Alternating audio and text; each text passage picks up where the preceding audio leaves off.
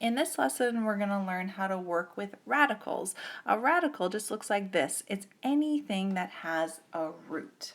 So you can have a radical that looks like this, or a root that looks like this, where there is only a coefficient of 1 in front. Or you could have a radical that looks like this, where you have a coefficient of something other than 1 in front. So there's two laws that help us to work with radicals. One is the multiplication rule, and the second is the division rule. So the multiplication rule just says that we can break up a number into two factors and break those factors up into roots. So here's what I mean. The root of 24 we can write as the root of two things that multiply to 24. So for example, 6 and 4. So the root of 24 is the same thing as saying the root of 6 times the root of 4. Another way to write it is we could say it's the root of 12 times the root of 2. The division rule is really similar. It just says that we can find two numbers that divide to make 24 and make that into our a radical, or change that and change our radical into that.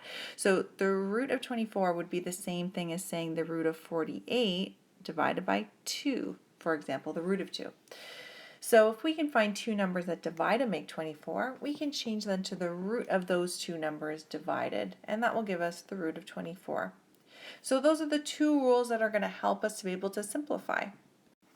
So now we're going to simplify these. How to simplify root 75? Well, if you put root 75 into the calculator, you get a really ugly number. What do you got? You got 8.66025.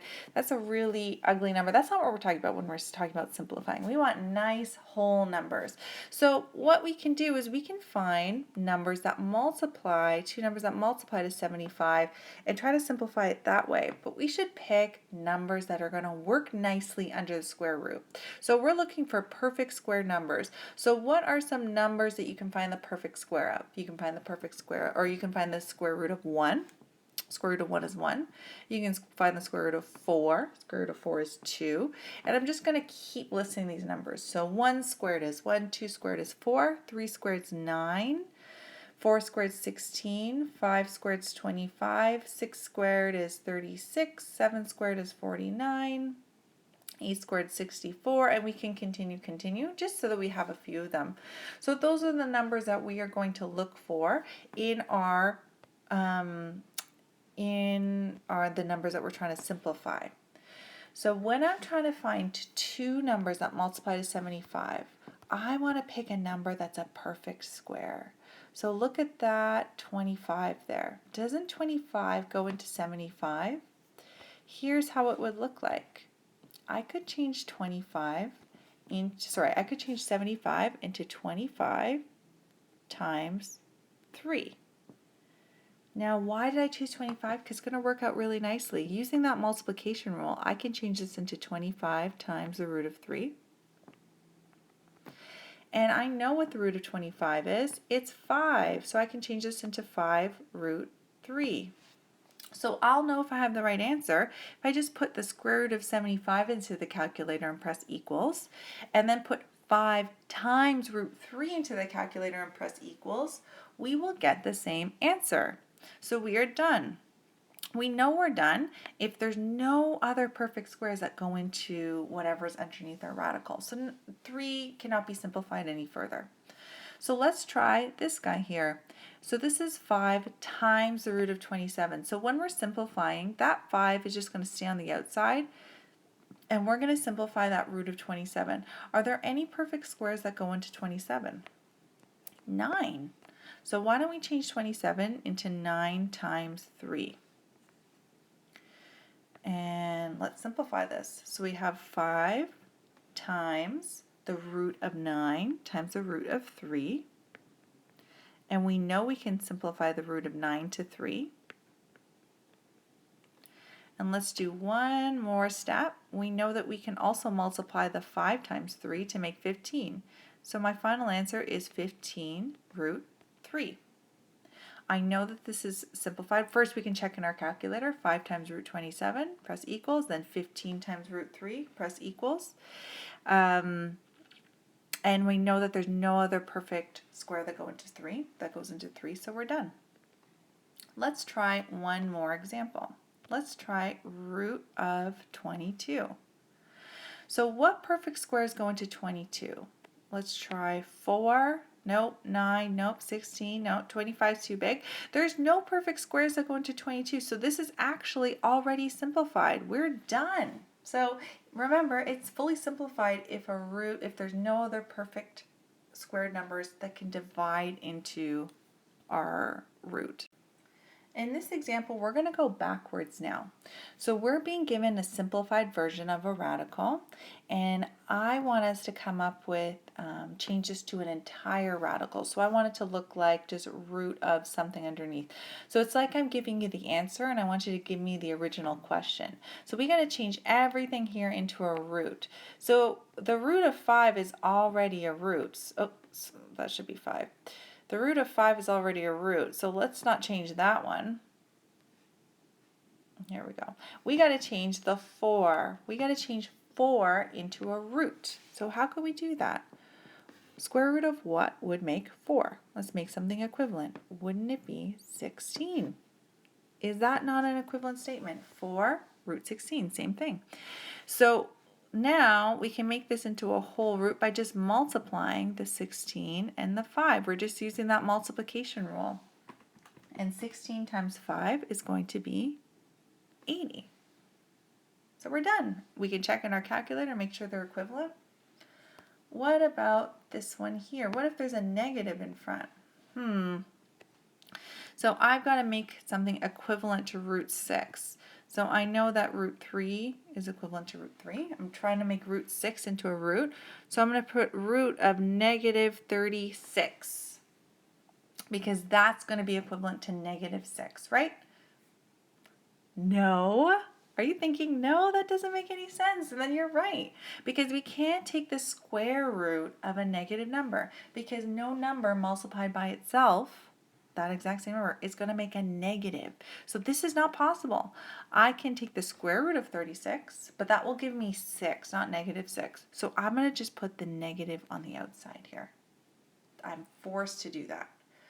So here we go. I'm going to have negative and then root of 36 times 3. And then we have negative root of 108. And we can put that into our calculator, put the first one into our calculator, and they will be the same thing. So we are done. So if you're following along with the lesson, we're going to go all the way to the end of it. We're going to do adding and subtracting before we do multiplying and dividing. So I've taught you everything that you need to know about radicals, so you should be able to add, subtract, multiply, and divide, but we're going to do a few examples together just to make sure you feel comfortable. So this question asks us to add and subtract. So what do you think? What does your gut say? I technically haven't taught you this yet, but what does your gut say? Do you think we can add all of these together? Is there a rule? Did I show you a rule where we can add 5 and 7 together? No. The only rule we can use is the multiplication rule and the division rule, which means that we can only just collect like terms.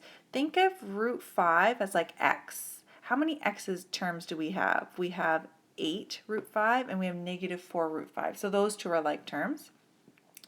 And then think of the root 7s as other like terms, and we're just going to add them together. So this is going to be 8 root 5 minus 4 root 5. I'm just putting them together. Minus 3 root 7 plus 7 root 7. So I'm just going to add and subtract the like terms, which are the like radicals. So how many root 5s do we have? 8 minus 4 root 5 is going to be 4 root 5. And then negative 3 plus 7 is going to be 4 root 7. And we're only done simplifying if there's no perfect squares that go into any of the radicals, and there isn't. So we are done. We cannot add these anymore. There's no adding rule. There's just a multiplying and dividing rule. So how about for this one? What would we do? There are no like terms here. There's also no multiplying and dividing. So what would we do? Well, the only thing we can do is start simplifying each root, and maybe something beautiful will happen. So I'm going to change the root 12. What perfect squares go into 12? We have 4 and 3. plus the root 18. Is there any perfect squares that go into 18? Yes, 9. So I'm going to multiply by 2.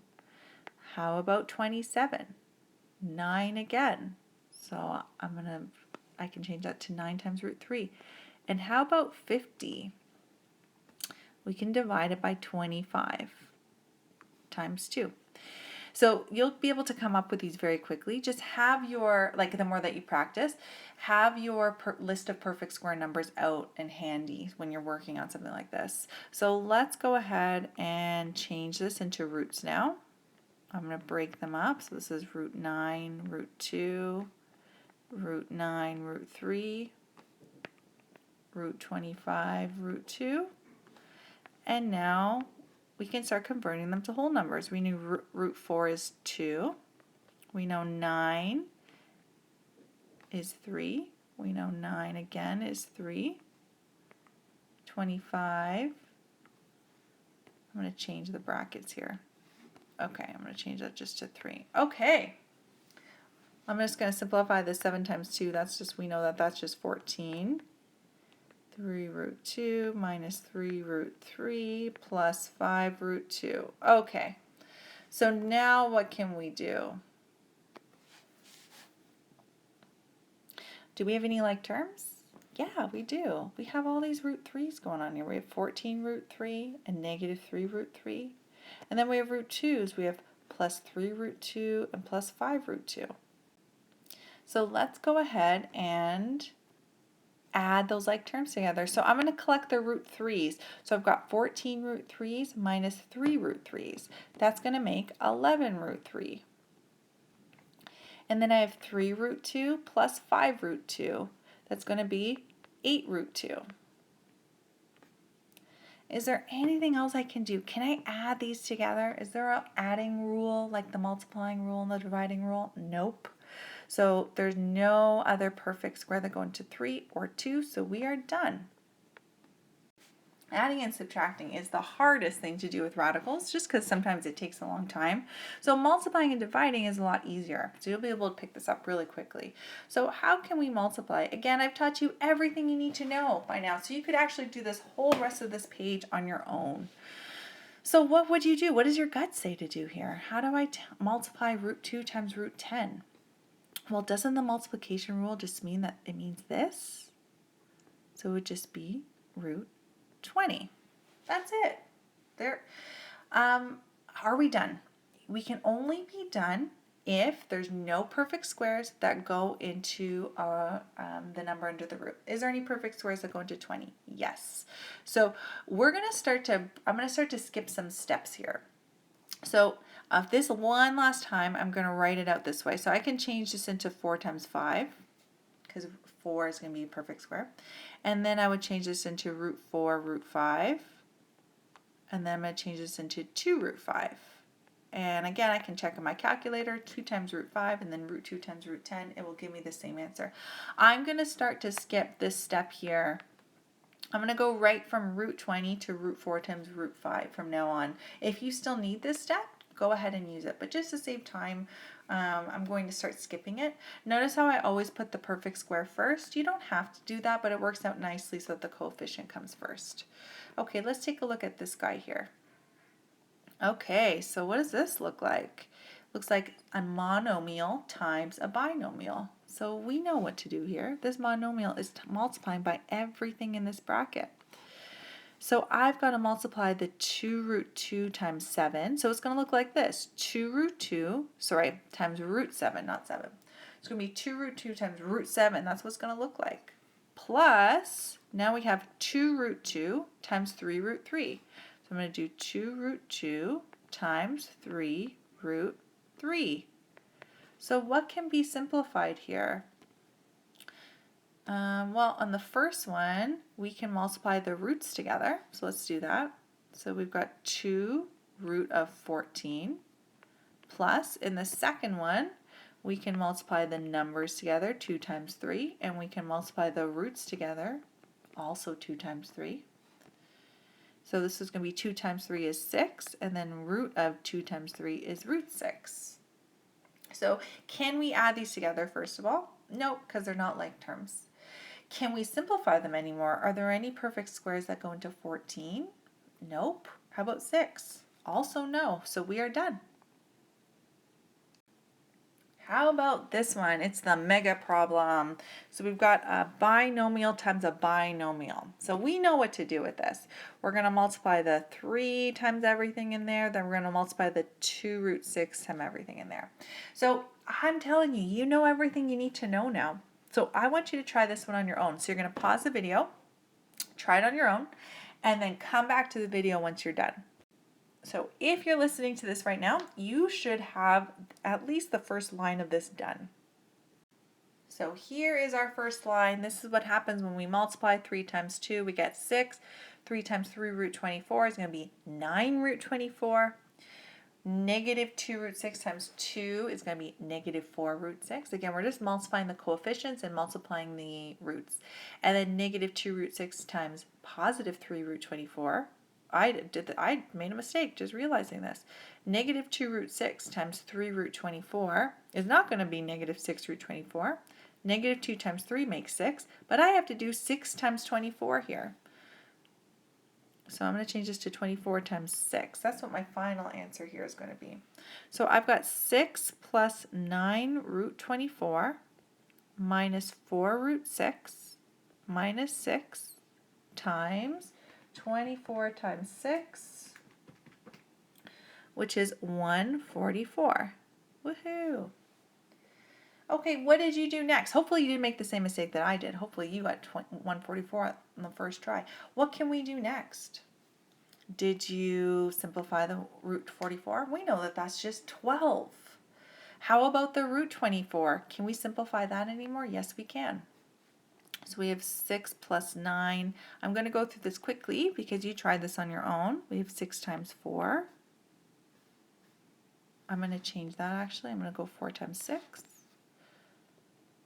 And then we have minus 4 root 6 minus 6. Instead of root 44, we can put 12. And then equals 6 plus 9. We're going to change that root 4 root 6. Minus 4 root 6 minus 6 times 12 is going to be 72. We're almost done here, just chipping away at it, line by line. Root 4 we know is just 2. We have root 6 minus 4 root 6 minus 72. Almost done here. 6 plus 9 times 2 is 18. Root 6 minus 4 root 6 minus 72. And now let's just take a bird's eye view of this and figure out, is there anything else we can simplify? Are you thinking that we can add and subtract the root 6's? You're right. Are you also thinking that we can do 6 minus 72? You're also right. So we have 6 minus 72 is going to be negative 66. And then we have 18 minus 4 root 6 is going to be minus 14 root 6. And now we are done. Our last step is dividing radicals. So we can divide radicals using 2 techniques, just using that division rule that we did in the first couple minutes. So if we're given a division of 2 radicals like this, we can first try simplifying each of them. Does the square root of 3 work out nicely? Nope. How about the square root of 33? No, there's no perfect squares that go in there. So we can change it. If we've got nothing else to do, we can change this into an entire radical where we put the 33 divided by 3 in there, if that helps us. And does it? What is 33 divided by 3? It's 11. So we can't simplify it anymore, but we did simplify it from this state. What if we're given it as an entire radical, but then that doesn't help us? So take a look. Now we're given it in this state, but 3 divided by 16 doesn't simplify. There's no numbers that go into 3 and 16 other than 1. So a second technique is that we could break it up. We could break it up into 2 different radicals dividing. So, and that's the state we were given it in this question. So it all depends on like when you get stuck. You're just going to try something else. So having it as an entire radical didn't help here. So breaking it up is going to help here. So root of 3, we don't know what that is, but root of 16, that's just 4. So now we're done and we were able to simplify. So those are our two techniques that we can use. And let's just try this one last guy here. What to do with this? Well, we can just use our knowledge from grade 9 and 10 to simplify this. So we know that this is the binomial divided by 3. So what that means is every single thing in here is divided by 3.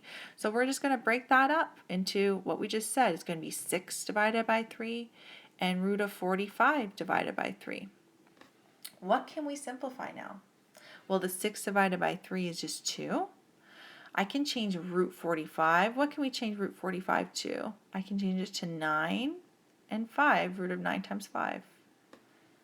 Root of 9 is going to be 3, and then we have root 5 over 3, and then look what happened. Something beautiful. We have 3 divided by 3 here.